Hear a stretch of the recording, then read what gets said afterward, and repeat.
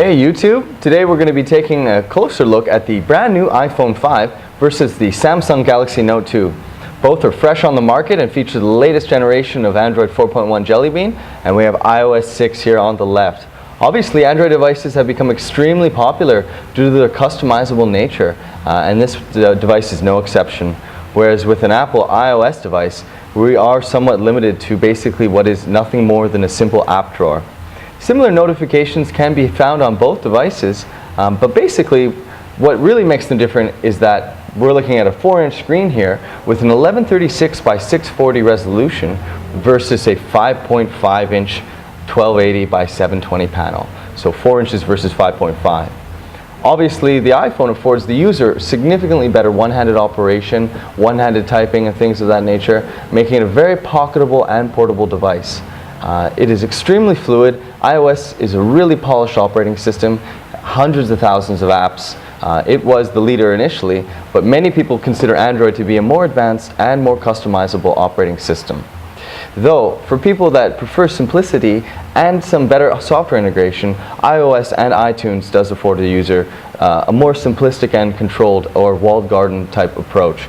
Whereas with Android, if we wanted to customize certain different things like the sizing of apps or widgets, move them around, we are capable of doing that.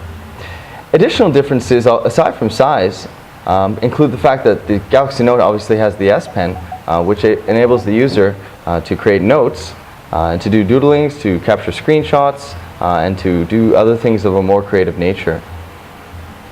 Otherwise, on the rear, both feature 8-megapixel cameras capable of 1080p video capture at 30 frames a second or extremely high quality stills, particularly in bright light. We really have to hand it to Apple. The new image sensor that they've incorporated is substantially better at low light situations than the iPhone 4S. And this essentially contains the same camera that was in the Samsung Galaxy S3 and a slightly improved version over what was in the Galaxy S2. Otherwise, the display technology on both differs. We have an IPS LCD here on the iPhone. It is really good at accurate color reproduction, but the AMOLED display on the Galaxy Note 2 is also extremely good. As we can see here, just bringing up videos, we have really rich, vivid color spectrum, but for some it might be a little too saturated. Obviously, in terms of one-handed portability, you really do need to incorporate the usage of two hands when it comes to typing or just overall usage of the device itself. But we can see that both are extremely polished and fluid. Obviously, web browsing here is finally on par with what iOS and Apple device owners have had for quite some time.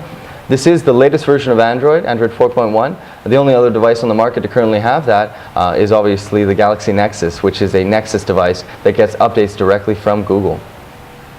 Otherwise, we have a beautiful sort of horizontally etched titanium gray. The device's construction is primarily plastic with a little bit of metal hidden underneath the exterior housing. Otherwise, we have a 1.9 megapixel camera on the front here for the Galaxy Note. And with the Apple iPhone, we have a 1.3. Both are capable of HD or 720p video capture for Skype or for FaceTime, the equivalent, obviously, in Apple iOS. But yeah, the iOS operating system obviously is very basic. So for those looking for something a little more simple, something more portable, and potentially more durable due to its high quality construction, maybe this is the device to get. You can't help me now.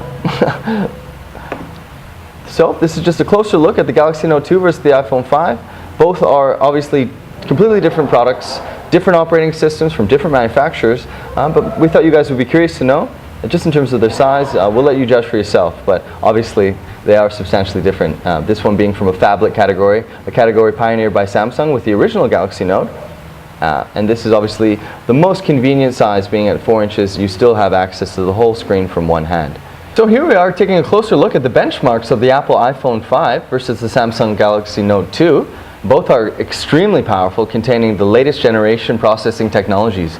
They do contain reference designs from ARM.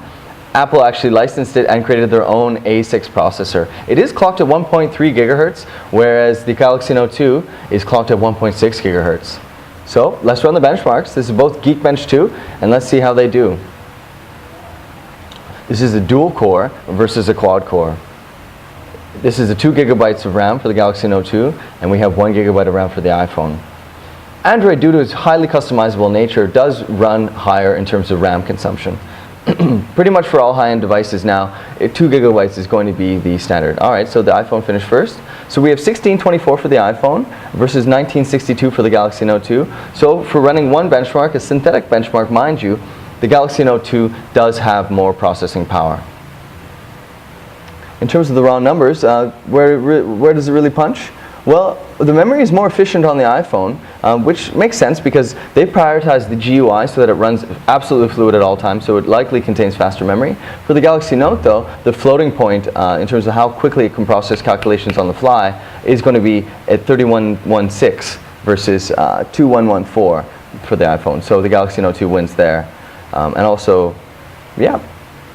Either way, both are extremely fluid, fast devices. Just opening up a web browser here, for example, we can see obviously iPhone runs extremely fluid, and the Galaxy Note 2 is no slouch either. I would say that they are almost completely identical, actually. Obviously, some minor GUI differences in terms of being able to pinch out a little bit. So that's the benchmark. I would say that they are on par. In terms of running something, let's say like a camera, for example, let's just bring it up really quickly. Okay, it's really hard to do this together. We just have the S Pen from the Galaxy Note here. So let's try and focus and see which one can capture quicker.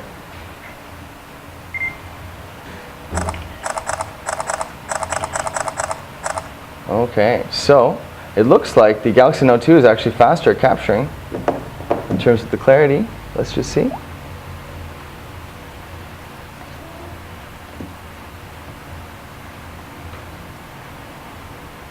Okay, now this one.